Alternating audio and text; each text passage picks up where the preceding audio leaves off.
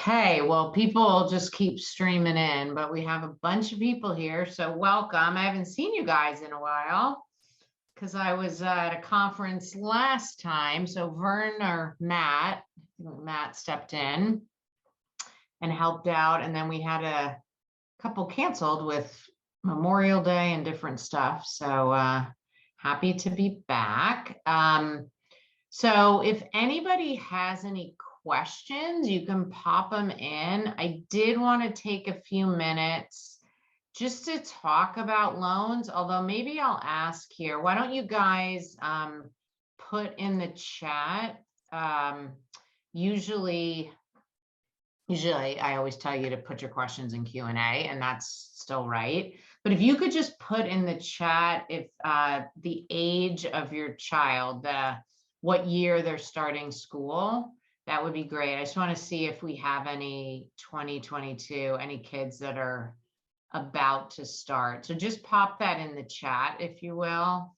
If you have a rising, basically freshman in college, you have a child that's well, just put in the year just so I can see when your child's starting school. If it's 2023 or 20, okay, so here's a 2022. Oh, Brent, oh my gosh, Brent, that's already happening. I met you way before that. Okay, so we got a couple 2023s.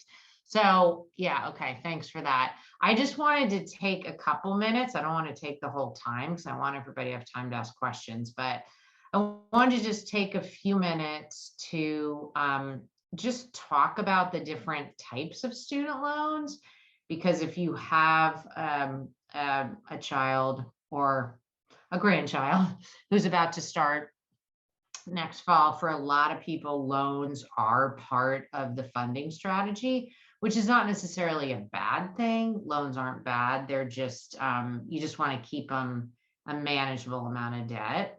So I just wanted to take a minute to chat about that. So I'm going to share my screen. I've got a deck open and I want to just share my screen and go over a few things because I know that there is confusion sometimes around all of this. So and we did a webinar about this, but I don't know if people were on it. You guys should be getting invites to everything, but I just wanted to take a few minutes and just talk about the different types of loans. So I'm not going to go into detail on all of them, but just kind of give you a high level here. And then if you have questions as I'm talking, just put those questions in the Q&A. So the first kind of loan, and I always tell people, if you're going to consider loans, this is almost for most families, the best place to start. And these are these direct federal student loans. So the only thing that you need to do to be awarded these loans, or basically your child, the student, needs to do is submit the FAFSA. As long as the FAFSA is submitted and it's on file, the college will award these loans. If there's, you want to watch out for the deadlines, right? But for people that have rising freshmen in college, those deadlines are passed, right? So I saw a couple 2023s. The FAFSA is going to come out this fall. We'll talk about that in depth, coming up, but there are priority financial aid deadlines to submit the forms, the CSS profile and the FAFSA. So you want to stay on top of those. But this loan, again, it's the direct federal loan. It's debt of the students only. It's under their social security number. The parents, grandparents, nobody's co-signing, nobody else is responsible. That's a good thing because the student is developing a credit history, which is good because when your child gets out and wants to move into an apartment with a bunch of their friends, if they have, usually a landlord will ping their credit. And if there's no credit, then you're co-signing the lease. So it helps them start getting into their adult life, basically. So that's a positive of it. The way the loan works is there's a maximum amount, with a few exceptions, but if it's a dependent student in a more typical family situation, the maximum that will be awarded is $27,000. And you see the breakdown here above it. The maximum per year are these numbers on the right, 55, 65, and then 7,500 each year. That's the maximum. If a family has need, and when you're in the software and you're looking at your EFC and look at the amount that the school costs. So if your EFC is 45,000 and the school costs 70,000, you have need. If your EFC is 90,000 and the school costs 70,000, you don't have need, right? You got to do the math on that. If you have need, you can be awarded what's called a subsidized student loan. So that means the government is paying the interest until 6 months after the student graduates. So that's a good thing, right? The numbers on the left here, those are the maximum amount you can get in a subsidized student loan. So 35, 4,500, and 5,500 each year for the last 2 years. That totals 19,000. The college can also always give you another 2,000 of unsubsidized loans. So if a family has need, freshman year, what'll be awarded is, and some people, you might be sitting here saying, yeah, I remember that. I remember seeing that on the financial aid award letter. It'll say 3,500 of a direct subsidized loan and 2,000 of a direct unsubsidized loan. And you can pick both, or you can pick one. You choose to accept it, the student does. So if you are looking at debt, this is usually the best place to start. The interest rate is fixed. And as you see here, for this coming school year, for kids that are starting, it's 4.99%. That resets every year. In May, the 10-year Treasury note goes to auction, and it's based on that plus prime. So it's gone up the last 2 years because of the environment we're in, right? The Federal Reserve, as they keep ticking up interest rates, that's most likely going to affect this interest rate just like it does mortgage rates and everything. Another thing to keep in mind with this type of loan is it's use it or lose it, meaning if your child or the student is awarded this 5,500, which they will if you submit the FAFSA, and you don't take it, you can't come back junior year and say, oh, I spent my 529 down, now I want to go take out that loan. You can't go back. So you really want to make sure if you're not accepting these loans that you don't need them. You want to have a 4-year cash flow of all the different buckets. And ideally you want to start with, what is the college cost each year? What am I getting in an endowment discount? Hopefully you're planning that out for people that have a rising senior. That's what you should be using MyCap. You should be in CAP doing that, right? Looking at the schools where you can get discounts, also keeping in mind the academic and personal fit, but keeping that affordability, the financial fit in there too. Looking at that and then saying, what can I bring to the table? What can I afford? And that's what we call the college pre-approval, right? And then what's that delta? And if there's a delta there per year of whatever, $10,000, that's, if you're going to think of loans, you seriously consider starting with these loans. It's most likely going to be the lowest interest rate for most families, and just all the other reasons that I mentioned. One last thing I'll mention, if a family, like I have a colleague who says, almost everybody should take this out, even if they take it out and just repay it a month later, for the reasons I mentioned, but also some schools, when you appeal an award letter, which is later senior year, they might look and see if you accepted these loans that were awarded. And if you didn't, the student didn't, or the family didn't, the college might think, well, how hard up could they be for money if they're not accepting these loans? Because these are usually the best loans out there. They're not going to tell you that, but we know by talking to people at colleges that is a mindset that some of them use. So just keep that in mind too. So that's your federal direct student loan. That's the student's loan. Now, if we go back to this list, the next one on there is the direct plus federal loan.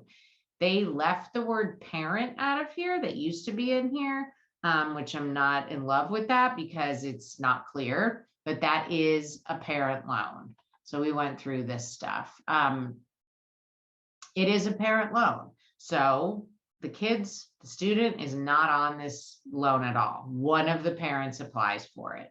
So it's complete parent liability. You can have an agreement with your child that they're going to pay it, but that's not a binding thing, right? Nobody's going to go after the student like they are for the direct student loan for repayment. The timelines can vary. I forgot to mention that with this loan, you don't have to start paying it off until 6 months after you graduate. And that if you don't start paying then you're going to be you're going to be defaulting on the loan, but you don't have to start until then. You can always pay it sooner. These loans, the parent loans, a lot of parents I know start paying them off while the child is in school because of the interest rate and it's accruing. There's no subsidized parent loans. They're all, you start paying the interest right away. The interest for this coming school year is 7.54%. And there's a 4.25% origination fee and that's, to me, that's a big chunk for them to take off just for the right to have the loan. But it is a fixed interest rate. And that's pretty important because of the environment we're in, right? We're in this environment where interest rates are going up. So if you end up with a variable interest rate throughout the life of the loan, your interest rate could go up, right? And so that's a risk you're taking. There are, with both of these federal loans, there are forgiveness programs. I'm not going to go into depth on them. And basically, when it comes to loans, it really depends on the family and what matters to you, what the best loan is.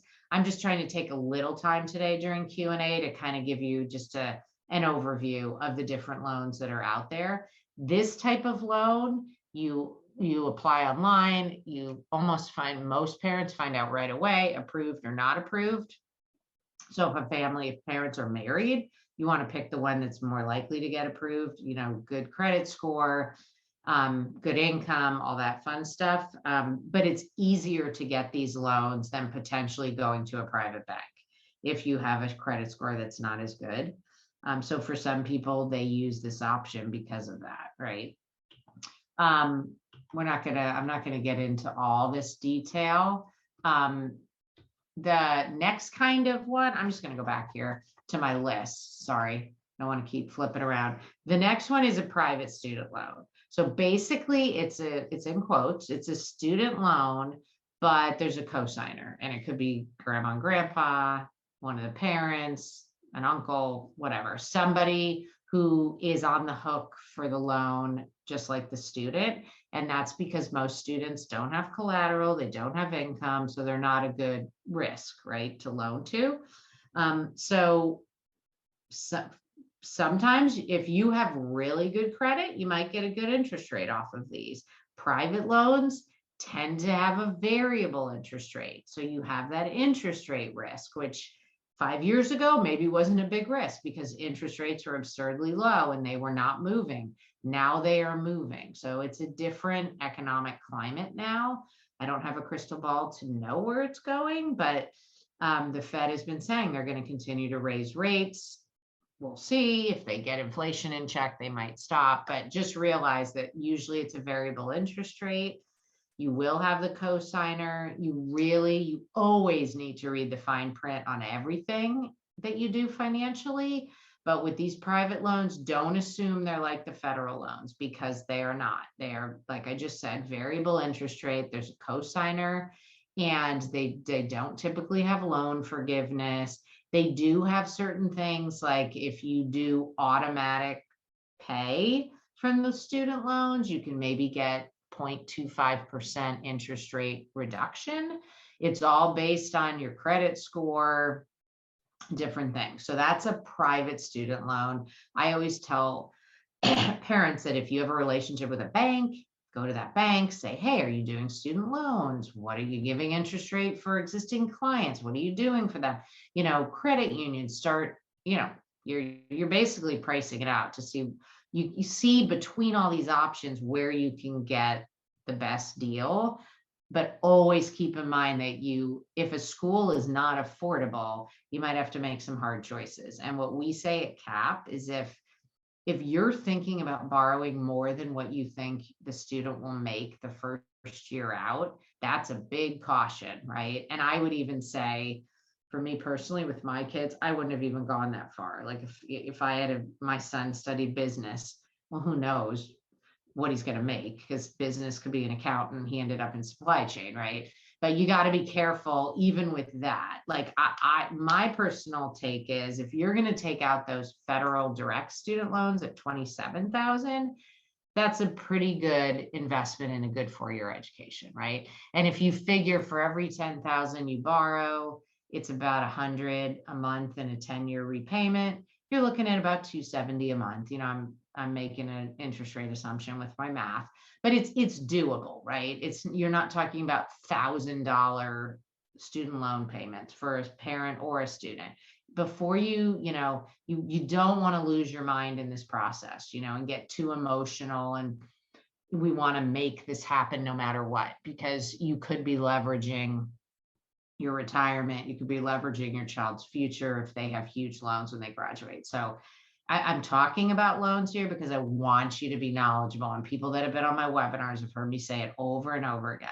If you're an informed consumer in this process, you have power and you can make good decisions, and you don't have to fall into some of these, black holes that people do and get really into some crazy debt, right? So, keep your sensibility hat on when you're doing this. The last category of traditional kind of loans is, wherever you live, you should look into, do you have a state loan program, right?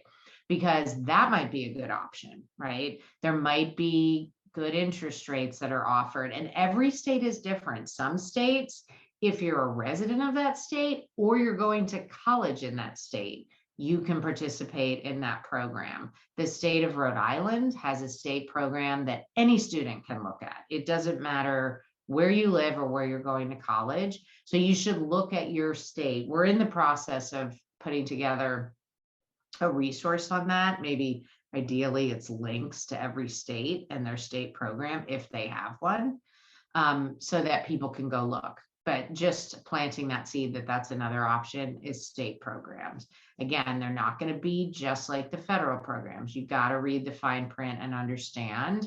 And then the other ones here under the alternative category is, if you're sitting on a lot of home equity, meaning the value of your home minus your mortgage, that might be an option. That was a really good option several years ago when interest rates were low, and I was working with people that had mortgages with a high interest rate. Refinancing, getting a lower interest rate, pulling a little bit of that money out for college, and then having a mortgage at a much lower interest rate, so their monthly payments maybe even went down, even with pulling out money. It was a win-win, right? Again, interest rates are up now, right? Used to be able to get a mortgage in the high 2s, low 3s. Now I think the 30-year mortgage is at about 5.8. Very different. So refinancing is something to really think about and get some help from a professional before you just do that. Because if you refinance to a higher interest rate, you don't want to make decisions in a financial aid vacuum, right? You just there's tax consequences to things. There's overall retirement picture consequences. I'm a financial planner by background, for the people that don't know me. So I always kind of have that hat on invisibly on my head, because it's what I did for so many years. So, be really intentional and think through whatever you decide to do. I'm here telling you the different options. I'm not recommending anything because I don't know your family and I don't know your situation, right? So you want to think about that. But home equity, there's loans, there's HELOCs, there's cash out refis. Those are options. Sometimes people ask, well, I have this big 401k. Should I take a distribution? Again, financial planner, if you've saved that for college, you've got a financial plan that says you can afford to borrow off that and pay it back, that's a big if, right? So I usually, when it gets into tapping 401ks, that might be a red flag that the school is not affordable, and you literally are robbing yourself of your retirement. If you take a distribution, that also affects your financial aid picture, right? It ends up being income to you. Loans are different. but loans have to be repaid. It's a loan. If you leave that employer, you have to pay it back. There's different things to keep in mind. So it's a thing, but I'm not recommending it. I'm just sharing it. Intra-family loans are another thing. And that basically means if you've got a rich brother who's like, hey, I'll help you out and I'll give you, a 1% loan to help you pay this, or I'll help my niece or nephew out. That can be a good thing. It doesn't really affect financial aid, but it is a loan with a family member, and sometimes that can cause issues. So keep that in mind too. And then sometimes people have cash value life insurance and they can tap it to pay for college. So that's another option. Again, talk to your financial advisor, understand all the ramifications from a financial aid standpoint. If you do a loan, that's better than taking a distribution. Distributions end up being asked about on financial aid forms, right? And they're sometimes taxable, like distributions from 401k. So again, talk to your CPA, understand the ramifications of doing things. So hopefully that was helpful just as a high-end overview. Even people that have somebody coming up in, your child in 2023, just to kind of give you the lowdown on that. And we'll be, if you've got a 2023 child, we'll be talking about that in major detail, so you don't have to worry about understanding that all right now. So, and you're right, Ben, that is I know you're probably referencing the Parent Plus loan. Yeah, it is a very high origination fee. It's expensive. So I agree. Okay, so it looks like I got one question here. If you have about 3 or 4 years of tuition saved, should you have a loan in year 1 or year 4? It kind of depends. If you lay out your 4-year plan, and when you say tuition, I'm assuming that you have more than just tuition. You have cost of attendance, like you have the full cost of attendance saved. Because remember, there's tuition, there's room and board. And for some state schools, like in the state of Washington, where I am, room and board is actually more than tuition. So it more than doubles the total cost. And then there's books. So you want to look at the whole thing. But if you have a big chunk saved, it really depends. Like back when interest rates were, it went up about 30% from last year. 2 years ago, the interest rate was I don't remember it exactly, but it was in the high 2s. And then it was 3 something for last year. So I had some clients that it was like, if you can do better in the stock market, leave the money there and let it grow and take out the loan. If it's subsidized, you're not even paying for it. But if it's unsubsidized, maybe it's better to pay that interest rate and let your money grow. So there's not a definitive answer. It kind of depends on your family, but awesome job for having that much saved. That's great. You want to lay it out. And also when you say you have that much saved, I don't know if your child is about to go, so you've made that college choice and you have that saved. If you have a student that's going in 2023 and you're projecting that you have enough, when you get to that point where you actually know you have enough, but if you know you have enough, then you want to think about that too. The interest rate is 4.99, as I said, so you can always take it out and then pay it back at any time as well. And you can take $10,000 out of a 529 one time to pay for student loans. That's a relatively new rule in the last several years. You used to not be able to, and so now you can do that. So just keep that in mind. But as far as should you not take the loan, if you truly can pay, if you take out a loan in year 1 and it's unsubsidized, then you have all this interest accruing. If you really can pay and it makes sense, and I can't give this advice without knowing more about your family, but I'm just saying in general, if you've got, I'm just going to say for ease of numbers, 75,000 in a 529 and it costs 25,000 a year, and you're going to take out an unsubsidized student loan, you wouldn't want to take out a loan that the interest is accruing over 4 years that you can't pay off. It would make more sense to take it out the 4th year, probably. Interest starts accruing and then you pay it off when you can, 4 months after graduation, you start paying it off, or the student starts paying it off. You want to just think about all those pieces.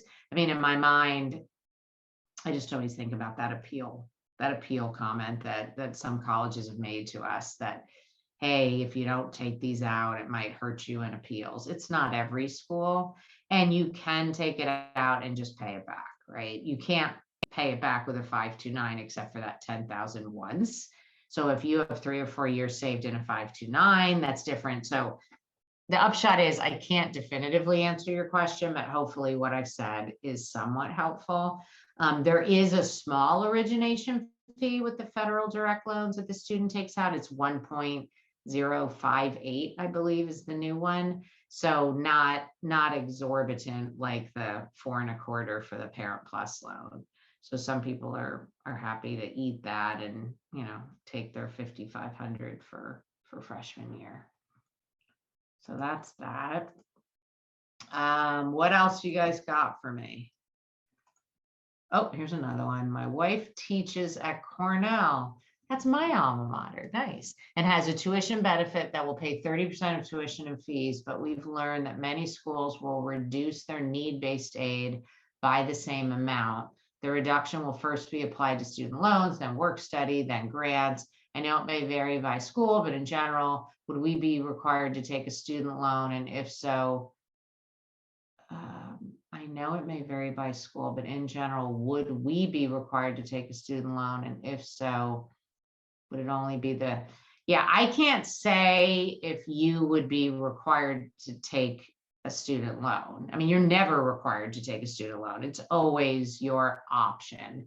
So, it's always the family's choice to take a student loan, but that benefit, what you said at the beginning, if you have a benefit like that, that's kind of like an outside scholarship. It's an outside resource. It's a wonderful resource, right? So if your child goes to a college that meets 100% of need, right? So you get an award package from whatever the school is, say Grinnell, they meet 100% of need. And the package has just exactly what you're saying in your question. It has some grants, it has work study, and then it has loans. And if some of those are subsidized or unsubsidized, subsidized loans are part of meeting need. So if you have need and they give a 3,500 student loan, then what colleges do, if you have an outside resource like this, they will start shaving off what they gave if they meet 100% of need. You can always reach out to the school and have a conversation with them. But like, for example, I had a student 2 years ago, and she got into Stanford. Their EFC was like 40,000, but Stanford meets 100% of need. So the rest of the money was grant. It was exactly what you're asking. It was grants, work study, and subsidized student loans. And she got a $15,000 scholarship from the Girl Scouts. And they came to me and I said, all right, first thing, let's see if the Girl Scouts will spread this out over 2 years. And they did. So they cut it to $7,500 a year. So Stanford saw that $7,500 and said, okay, we're first eliminating your loans, which is not a bad thing, right? So they took away the loans, they took away the work study, but there was still a little money left. So they took about $1,500 off of the grants that they were giving. And so what I wish colleges would do, and they don't, is that they say, oh, 15,000, awesome. Mom and dad pay that much less, or the parents or the guardians pay that much less. The responsible parties. That's not how they do it, unfortunately. So that's how they do it. They kind of whittle away. So getting rid of loans and work study is not a bad thing, right? I'm not sure, it may vary by school, but in general, will we be required to take a student loan? And if so, would it be, you only get subsidized if there's need. And you wouldn't be probably required if they took away if they took away the subsidized loan because of this benefit, then you're never required. And if you wanted it to be all subsidized because all the need was met, you want it to be all unsubsidized, I mean, you could always ask for that, you know, the 5,500 of subsidized, if unsubsidized, sorry, if you needed it. So I don't know if I'm totally answering that part of the question because I'm a little confused by the question, but you are spot on about what colleges do as far as reducing. But remember, a lot of good, that's helpful, great. A lot of colleges don't meet 100% of need. They can't afford it, right? So if there's a gap, that's what we call gapping. If your EFC is 50, a school costs 80, they meet part of that need, but there's still 10,000. So your EFC is 50, but now you're really expected to pay 60. In that scenario, in my mind, that a resource should go toward that need funding gap, that gap that they've created there. But it might end up having to be a conversation. And just remember, you know, don't be shy about reaching out to the colleges for appealing and to have these conversations. You just do it respectfully and state your case and talk to somebody who's a decision maker. And, you know, the worst thing that can happen in these scenarios is that whatever your ask is, they don't meet it, right? But it's not like they're going to rescind admission, right? Same thing with appeals. They expect families to reach out, and you just go from there. You know, you're out if it doesn't go your way, you're out the time. But you also, if you're talking to several schools, different schools might respond differently, and that might be something that you can go back to a given school and say, well, XYZ school actually is going to treat this scenario this way. Are you willing to match it? And if they're competitors, they very well might be, even though they didn't want to originally, they might if you come back to them. And again, if you do it right, if you do it in a very negotiating way, that's not a good way to approach any conversation with the colleges. They want to feel like the student really wants to come there and you're just trying to make it affordable. I mean, a lot of these people have kids, they're going to get that, right? We're talking about big price tags here for these schools. So, okay. All right. Anything else? I don't see. Yeah. Oh, here's another one. Is it true that applying early in the cycle, even though if not through a formal early decision program, makes it easier to receive merit aid since the school's pool of funds is more full in October than in the spring? So good question. So early decision is usually the earliest deadline, and that's binding, right? So that means if you apply early decision, unless you can show that you can't afford it, it's an agreement. And really, you shouldn't, in my mind, you shouldn't do that unless your child's in love with the school. And I'm not a counselor, so I'm not trying to give that kind of advice. But to me, the student has to really be in love with the school, and you have to do your homework. And you're all on this webinar, so you're doing your homework. So kudos to you. You're going to know if it's affordable. And you can reach out to the school and say, what kind of package can I expect to get, right? You've got CAP and my CAP, and you can call the school too, just to be extra sure. If it's not affordable, you shouldn't be applying ED. But your question is not that. So getting to your question, another way you can apply for admission is called early action. Not all schools have it, and some schools have different versions of it, restricted early action or regular early action. I personally really like early action. Again, I'm not a counselor, but from the I mean, I had my kids do it because there's just a lot of advantages to it. One, you're done with applications and that part of the process before Thanksgiving. So all that stress for your child is over. The apps are in, everything's done. One. Two, a lot of merit scholarships that are automatically awarded, which is most of them. Most do not require a separate application. Some do, and interviews and all that, but most of them do not. But schools might say, hey, you've got to apply for admission by such and such a date. And it might be before the regular admission deadline.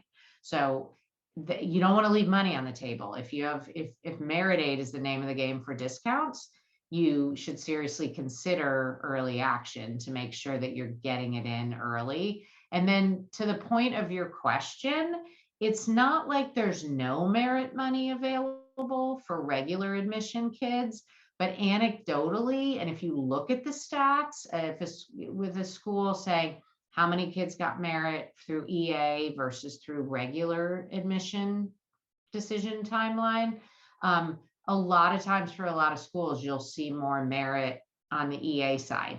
That doesn't necessarily mean that they award more at every school to EA kids. It might just be that those were the most deserving kids. The kids that applied early were the best kids as far as meeting their admission requirements on that given year. So there's, without really getting into the stats and doing some analytics on it, I can't say that, but just anecdotally, at some schools, when they do produce their stats without the detail, there can be more merit aid awarded for the kids that apply early. Like, to me, plus then the kids find out earlier if they got in, which is a huge stress relief for every kid I've ever known I've worked with. When they get into their first school, they're just so excited. Even if it's not their favorite, they're just so excited to say, I got into a school, I'm successful, I'm going to go to college, right? So as we know, there's a lot of stress, a lot of it not necessary in this process. And so if you can get rid of a little stress by getting stuff done early before the holidays and finding out sooner, that's just a win-win. So that answers your question. I'm a big advocate for early action. I know we have an educational consultant on today, and that person, that is their sweet spot all around the admission piece, and it's not mine. So I don't know if you would agree with me, Barbara, but I just love early action for all those reasons. And it worked great with my kids too. It's, some kids, like I said, some schools don't have it, so it's not even an option, right? Early action. And then some kids, parents will just say, you know what, your kid and you know how hard you can push them to get things done in a certain timeline.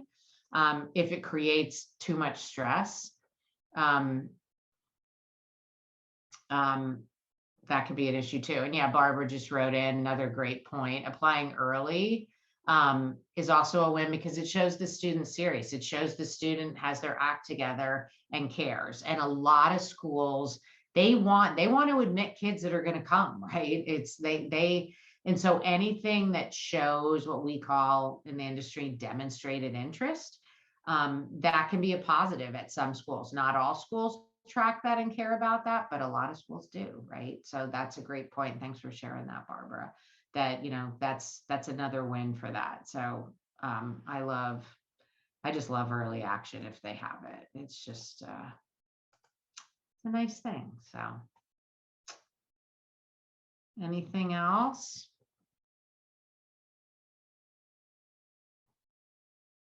Happy summer to everybody. That's huge. Next week's 4th of July. It's good that office hours didn't fall on that, because otherwise you'd have to cancel it. All these holidays that fall on Mondays. Everybody should be through graduation by now, even the late ones. So congrats to all I have some students on here. Congrats if you graduated, and congrats to parents as well. It's a fun milestone. So, and the ones that are starting senior year, you'll be there before you know it. So, well, if there aren't any more questions, I will give everybody back the rest of their evening.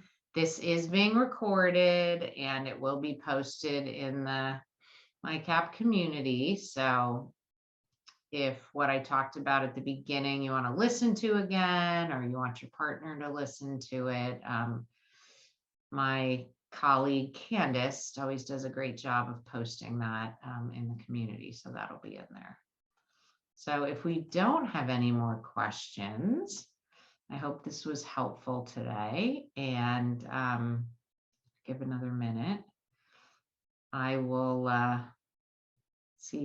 hopefully see some of you next time, and happy 4th.